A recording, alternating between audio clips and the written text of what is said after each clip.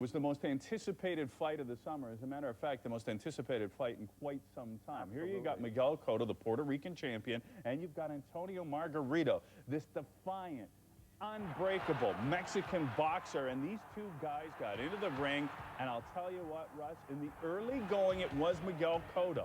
It was Cotto who was doing the boxer, but I think from the moment the bell sounded for round one, and it didn't take these guys too long to get into it, it was Margarito who was the aggressor, Cotto who was the boxer. This was the first sign that Margarito's power was going to make a difference in the fight. Into the second round when they went at it toe-to-toe, although Cotto was landing bomb after bomb, they had no effect on Margarito as he kept coming forward, drilling hard shots from underneath and consistently applying pressure to Miguel Cotto, who was doing his best to use every inch of the ring to try and box. But every time he moved, Margarito was on him, drilling hard left uppercuts like that, Dutchie, and that would pay dividends big time for Margarito as the fight wore on. Right, Miguel Cotto, it seemed like every way he turned, he ended up facing, or at least had his back to the ropes. And it was Margarito, Dutchie, who was putting him there. I mean, he was just digging vicious shots underneath to the body, right there, uppercuts, moving him back. Every time Cotto tried to put some distance and some life between them, Margarito would just come back with bombs like that. Look at that left hook.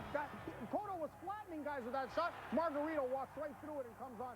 This is, again, now he hurts him here in the seventh. This is where things started to break down a little bit for Cotto. Although he would enjoy some success afterwards, it was here that Margarito sensed that he was able to hurt him and that he was getting to him. And he just walks him down. Every time he tried to get away, this guy, Margarito, just put, look at his shot here near the end of the seventh round, right in Cotto's own corner. He's just drilling hard balls, and they're hurting Miguel Cotto. Here it is, Dutchie, round 8 action. Again, the left uppercut underneath and the relentless pressure from this guy. And he can't back him off. He hits him right on the chin and can't back this guy off. I mean, he just comes right back. Look at that. Again, the left hook lands. Round 10, though, this is where Margarito really put the stamp on, and you knew it was just a matter of time because now he was hurting him. Watch him there. That shot lands hard. Now Cotto doesn't know what to do. He couldn't tie him up.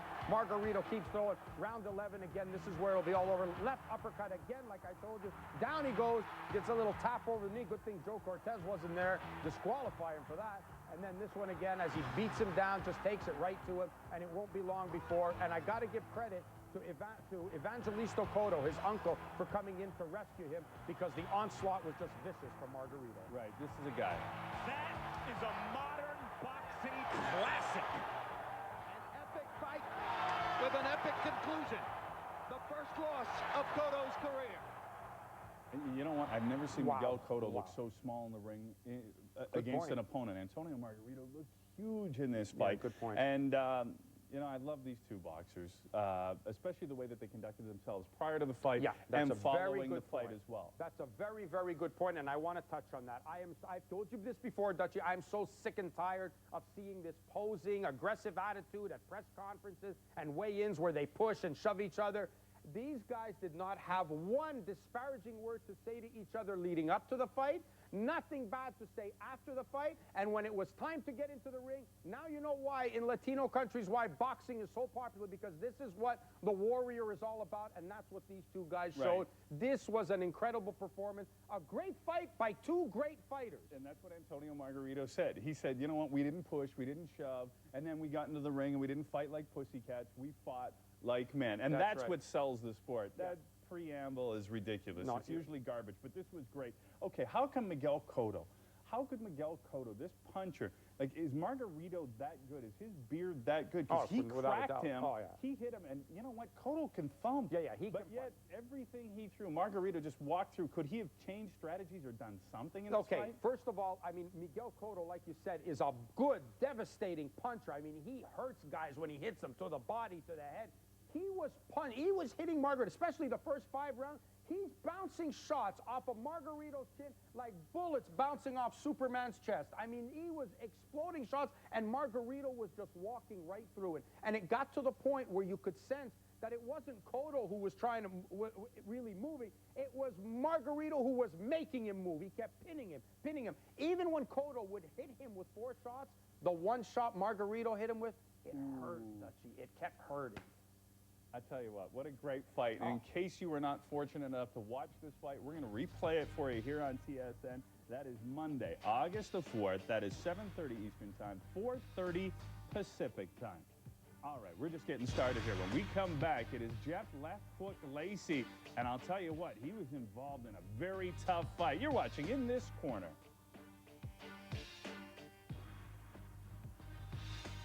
In This Corner on TSN is brought to you by the fresh, great taste of Arby's. One bite will have you saying, I'm thinking Arby's. While filming a movie, 3 of Hollywood's biggest stars were kidnapped. You should have got Oscar. Thank you. It's, I mean, even... Shut up now!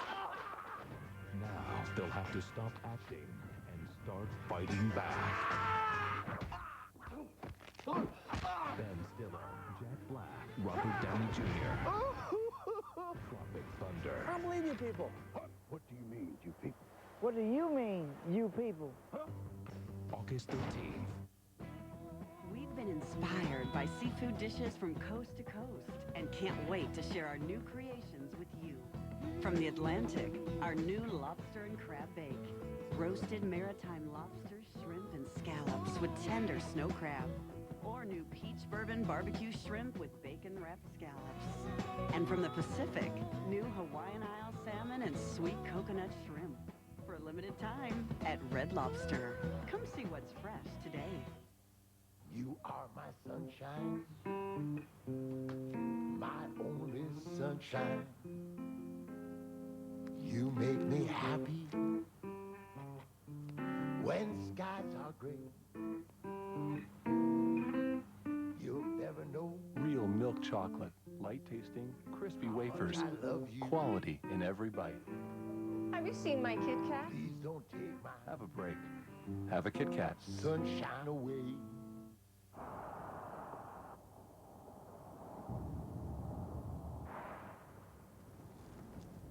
Hey, we landed.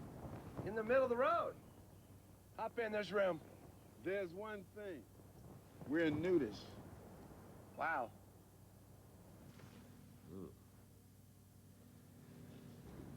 The most fuel-efficient 8-passenger SUV in its class. The all-new 2009 Pilot, only from Honda. Get ready for a double helping of pigskin on TSN. We kick things off with the Tabbies taking on the Owls, followed by the Lions versus the Eskies. CFL on TSN, Thursday starting at 7.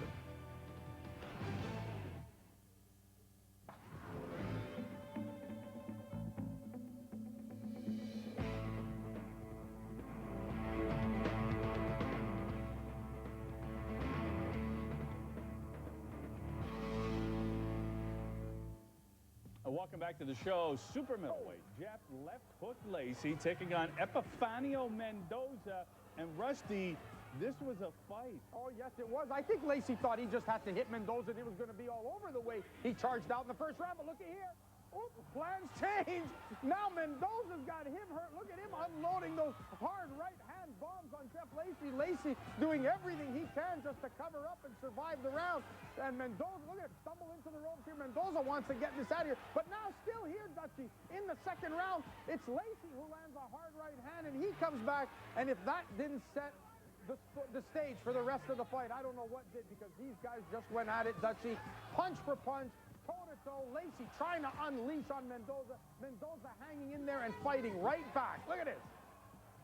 And it's a big fight for Jeff Left Hook Lacey. A lot on the line for him, Dutchie, in this one. And Mendoza is being a formidable adversary, standing up to shots like this. And Lacey, you could sense he's getting tired, because near the middle and late rounds, it's Mendoza who starts turning it on. Watch the uppercut underneath here. There it is, right up underneath from Mendoza. Lacey hanging on, and watch what he does here. Boom! He football tackles him right to the ground. He got a good, minute and a half rest after that, because Mendoza banged his head on the floor when he went down. But it's Lacey's fight in a majority decision. Yeah, but somewhat of a controversial majority decision, although I think he ended up winning the fight. But he said after the fight some compelling things. when he tackled Mendoza, when he was in trouble, that's crazy. He said that, but he said that, you know what, I'm a veteran guy. He goes, I did it on purpose. He needed to get his bearings and get a little bit of a break there. And then also he said some after the fight unusual things about the sport and maybe retiring when he's got all this in front of him, like Jermaine Taylor. Yeah, he's got the fight lined up with Jermaine Taylor, and right after the fight here with Mendoza, he announces to the Tampa newspaper that he's retiring from boxing because it's a dirty sport. But he didn't go into any details explaining what his motives were. He's got the fight lined up. The TV data said he's got Jermaine Taylor. The winner of that fight gets the winner of the Jean-Pascal-Carl Froch fight, which we'll talk about later. And now he's saying he's retiring. But, I mean, we'll just have to see if that holds up. I wonder if it's because he's come down from being on Showtime to now being on Friday Night Fights on ESPN, or maybe they told him Mendoza was going to be easy. I don't know. Well, you know what, though? Nothing's come easy. Ever since he went to fight Joe Calzaghe, it's been a downhill slide for him. Now, we got more action for you. Lightweight Jose Santa Cruz taking on a late replacement, Miguel Munguia. Yeah, and Munguia, no match for Santa Cruz. Santa Cruz too strong. Munguia came out, tried to do what he can early, but watch this here. Santa Cruz just too powerful. You'll see him. Oh, shot underneath. That one hurt him. There it is, left hook to the body. Oh, that's devastating, brother. That lovely left hook to the liver. Yeah, Santa's coming to town. Santa Cruz, 26-3, 15 KOs, undefeated featherweight. Carlos Velasquez, who defeated Yuri Yorkis Gamboa, your guy in 2006, I know, having his way with David Vasquez. And watch him land the left hooks here. He unleashes good combinations. I mean, this guy, you can see he's got skills digging to the body, good quality punches this guy's throwing, and he's got Velasquez hurt, and this one's over, Dutchie. Good win. He is 8-0, 7 by knockout, 124-pound tell. Bernabe Concepcion from the Philippines facing Adam Carrera, and Concepcion making pretty quick work of Carrera, and is now 26-1-1 with 15 KOs. And what a puncher. I mean, he hits this guy one shot. It's not combinations. No, 21-0. Mike Alvarado in 140-pound tilt against veteran Cesar Bazan, who is 48-10-1. And Bazan was expected to test Alvarado, but Alvarado just kept coming back, digging hard shots, blocking. Bazan tried everything. I mean, Bazan's a warrior, but look at that short right hand there. Again, on the inside, Alvarado just digging him, shots up underneath, and you'll see he'll hurt Bazan here, and he just can't hold him up. Bang, a fourth-round knockout. I mean, good, hard shot. Look at this, and down Bazan goes. Yeah, he goes to 22-0, 15 KOs for Alvarado. 108-pounders, undefeated. Giovanni Segura gets up. Boom! Quick start, knocking down Colombia's Cesar Canchilla, but that was pretty much the last highlight for Segura. Canchilla would get off the carpet, and he would take over. And this was a great fight. Too bad it was on the undercard of Cotto and Margarito, because everyone's going to remember that one. But what a fight here for Canchilla as he comes back after being behind early. Segura came out like wildfire in the first 3 rounds, but it was Canchilla who came on to win a unanimous decision. A great performance by him. Right, he goes to 27-1, number 8 ranked veteran middleweight. Raymond Joval. You can always tell when Joval's in the ring because of his unusual haircut, taking on James McGirt Jr. That's Buddy's boy. Yeah, and he's coming off of a loss in his last fight, so this was important for him, and they took on a tough guy in Raymond Joval. And you know what? I'll tell you what. I think Buddy McGirt said he dropped Joval twice in this one, and I think this shows that, you know, that Buddy McGirt is somebody to be reckoned with, but he couldn't get Joval out of there, but he goes on to win a unanimous decision. Highlights brought to you in part by the rally-inspired Mitsubishi Lancer lineup. Which Lancer will inspire you? I tell you what, I always see the highlights when we roll them in like that, and I'm thankful I'm not a boxer, but there's another card going on in Montreal this week. Yes, absolutely. This Friday night, it's going to be another ESPN show. Sebastian Demers takes it. He was supposed to fight Zuniga, but now there was a change of an opponent. Now he's jumped from the frying pan to the fire. He's fighting Dionisio Miranda, so that's going to be a tough fight as well. But again, it continues. Boxing stays busy, baby. Right. I love Miranda's nickname, too. He's Colombian. Yeah. Mr. Knockout. All right. Coming up, we got more big news from Montreal. Not only they got a card coming up, but Jean-Pascal, one of the local fighters, is going to get a title shot, and Russ's outstanding 8 comeback champions. You are watching In This Corner.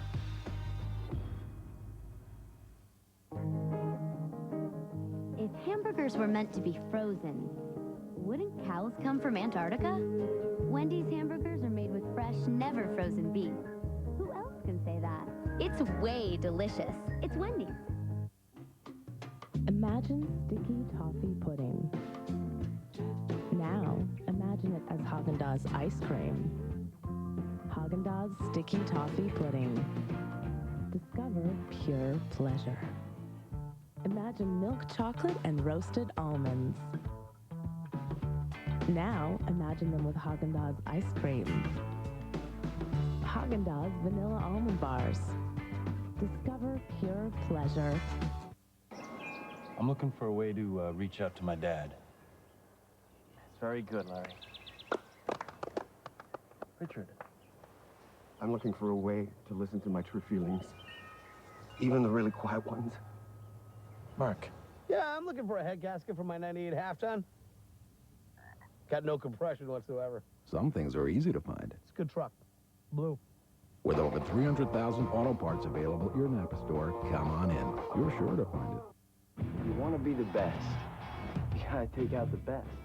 Get the gloves.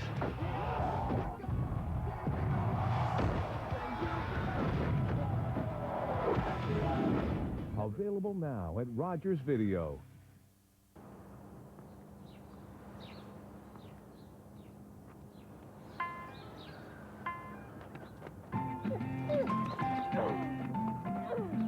Hi, George. Hi, Chantel. The specially equipped Equinox Team Canada Edition. Engineered and built in Canada, in support of Canada. Official vehicle of the Canadian Olympic team, Chevrolet.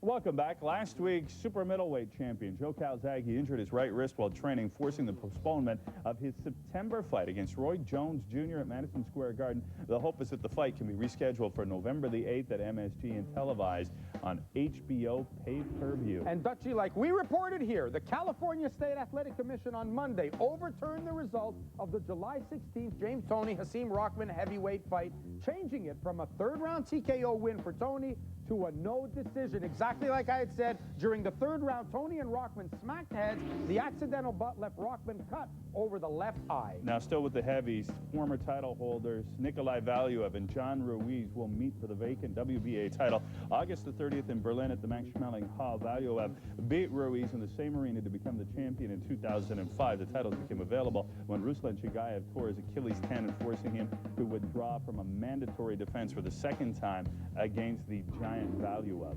And Dutchie, lightweight contender Amir Khan, Britain's newest boxing sensation, has confirmed that Jorge Rubio will be his new trainer. Khan went to America and met with a couple of top trainers before deciding on Rubio, who currently works with my favorite unbeaten featherweight, Yuriokis Gamboa. And the vacant WBC super middleweight title, formerly held by that man, Joe Calzaghe, will now be fought between super middleweights Carl Froch from Britain and Montreal, Jean Pascal in November. The winner of this fight was scheduled to meet the winner of the Jermaine Taylor-Jeff Lacey bout. However, Lacey's sudden retirement may force a change to that plan. We'll see. And Canada's only Olympic representative is Adam Trupish. Trupish from Windsor, Ontario, lost in the first round of the Athens Games. He will be fighting in the welterweight division. Hey, and we're going to have more on the Olympic team. One member, it's a team, a little bit later on. But listen, let's talk a little bit about Jean Pascal. I thought the best thing that ever happened to him was not getting into the ring with Edison Miranda. And now, hey, good for him. Listen, it's good fortune and good for Jean Pascal, because now he gets Carl Froch. Yeah, he gets Carl Froch, which is why this now throws a spanner into the works a little bit with suddenly Lacey announcing his retirement. But I don't think it will affect the Carl Froch Jean Pascal fight. They will fight each other. The winner, however, is obligated to meet Jermaine Taylor and whoever he fights. It was supposed to be Lacey. It was supposed to make. So the winner of that, and this is a great opportunity for Jean Pascal, and he's serious. He's in the gym, and he's getting ready right now. Well, he should, because it's going to be the biggest fight. I might be going to England now. Might be the biggest fight of his career. Maybe we'll both go to England. Perfect. You and I have the accents, eh, mate? Time now for Punch. He's outstanding 8, and I think it's in light of my 2-week sabbatical as I was on holidays. This has to do with outstanding comeback, because I came back this week. Here it is. Fighters who have been knocked down but returned to become champions. Floyd Patterson, a prohibited favorite in his first meeting against Ingemar Johansson. Patterson was knocked out in 3 rounds by the power-punching Swede. A year later, he would return the favor, knocking Johansson out in 6 to become the first man to ever regain the title. Number 7. Evander Holyfield, after decision losses to both Riddick Bowe and Michael Moorer, Holyfield was then knocked out by Bowe in 8 rounds. Many had written Holyfield off at this point, but he would return with back-to-back wins over Mike Tyson and a KO victory over Michael Moorer in their rematch. Number 6. Roberto Duran. Duran suffered defeats at the hands of Marvin Hagler, Robbie Sims, and a crushing KO loss to Tommy Hearns. Almost 5 years after the loss to Hearns, Duran would become super middleweight champion of the world by defeating Iran Barkley. Number 5. Lennox Lewis, Dutchie. He didn't come back once, he came back twice. Lewis suffered crushing one-punch KO losses to both Oliver McCall and Hasim Rahman, and on both occasions, he would return to become the preeminent heavyweight of his time. Number 4. Joe Louis, in one of the greatest upsets of all time, Max Schmeling would inflict severe punishment on Louis before knocking him out in the 12th round. In the most important rematch in history, Louis would score a crushing first-round KO and the longest reign in heavyweight history. Number 3. Tommy Hearns knocked out in the 14th round against Leonard. Hearns rebounded by capturing the light middleweight title against Benitez. Hearns would then get knocked out by Marvin Hagler before coming back to capture the light heavyweight title against Dennis Andrews and the middleweight crown against Juan Roldan. Then, after suffering a KO loss to Iran Barkley, Hearns beat Virgil Hill for another world crown. Number 2. Muhammad Ali. Following his 3-year exile from boxing, Ali returned. He suffered the first loss of his career against Joe Frazier. He would then lose to Ken Norton before regaining his crown with an 8th round KO against George Foreman 10 years after beating Sonny Liston. And number 1. Big George Foreman. Foreman suffered a knockout loss at the hands of Ali and was then beaten by Jimmy Young before retiring for 10 years. Upon his return, George would run off 24 straight wins before regaining his heavyweight crown against Michael Moorer 20 years after losing it to Ali. Russ Anber's Outstanding 8 is brought to you by the fresh, great taste of Arby's. One bite will have you saying, I'm thinking Arby's. All right, when we come back, it is Russ's final flurry. He's going to discuss Canada's Olympic boxing program and what's wrong with it. Why do we only have one fighter going to Beijing? In This Corner on TSN is brought to you by the fresh, great taste of Arby's. One bite will have you saying, I'm thinking Arby's. If hamburgers were meant to be frozen, wouldn't cows come from Antarctica? Wendy's hamburgers are made with fresh, never frozen beef. Who else can say that? It's way delicious. It's Wendy's. This Friday, one single vote will decide this election. the fate of a nation is in the hands of Bud Johnson. Wow. Swing Vote is a landslide comedy winner. It's smart, witty, and a non-stop laugh machine. Kevin Costner is pitch perfect. We need someone who's bigger than their speeches. Oh, boy. In the one movie that's so inspiring, you'll stand up and cheer. It's a whole song and dance. Swing Vote, Friday. Hi, I'm Mike Holmes, and I'm asking you to help me build a solid future for the world's orphaned and abandoned children.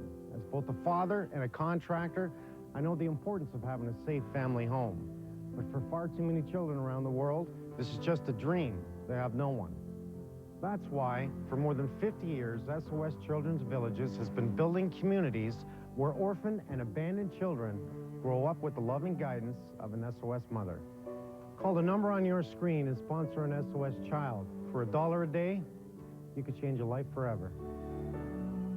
Call now. Join me and thousands of sponsors around the world who are investing in secure childhoods and independent futures. When you send your donation, we'll send you a one-of-a-kind welcome package. Call right now and help us build a foundation that will last a lifetime. It is the most important building project there is. You could put a hamburger in a thing called a warming drawer. But at Wendy's, we prefer to put our hot and juicy hamburgers in a thing called a bun. It's way delicious. It's Wendy's. In This Corner's final flurry is brought to you in part by Dodge Caliber. Grab life. All right, time now for Russ's final flurry. There's the bell. You Let's remember get how at to it. do this, First right? question Okay. comes from Dave. Please. Yes. I invented this segment. Do I remember? Where was Miguel Cotto's dangerous body attack? You know, we've seen him break down fighters in the past. Where was it? That's a good question. But, I mean, you know what? I don't know if it was a question of where was it as opposed to why couldn't he use it. And the one thing that I noticed in the fight, Dutchie, and like I said, Cotto came out, he's boxing, he's moving, he's using every bit of the ring. But the whole time, he's moving right along the ropes. When you watch the fight next week, you'll see it. He's moving along the ropes the whole time because that's where Margarito's keeping him. And the more he's backpedaling, the more this freight train is coming forward, right? When my guy's fighting a guy like this, I always tell him, you know, stop. The freight train's coming at you. Stop. Let the freight train come into you. Give him a little push back. Put him on his heels a little bit. And he never did that. He never seemed comfortable being on the inside. And there's a big difference between being able to fight on the inside and just throwing body punches, okay? You got to be able to block, stay in there, absorb some shots, stay in it. Don't let a guy move you back. He was unable to do it, and you'd have to think that the size was a big factor in this fight, that Margarito just took it right to him. But Cotto couldn't do anything on the inside. Imagine the bigger guy had the advantage on the inside. Absolutely. That was a good question and a very good answer, I might add as well. Number two, how do you qualify for the Olympics? This comes from Ricky and Regina. Okay, well, here's the thing. I know a lot of people think that, like it used to be in the old system prior to 1996, that just a country sends their team. But that's not the way it works, Dutchie. What it is, you have to go to your continental qualifier. This happened starting in 1996, and only 6 guys per weight class qualify. In the heavyweights, I think it's like 4 guys per continent. Right, so it's changed. But why does Canada only have Adam Trupish?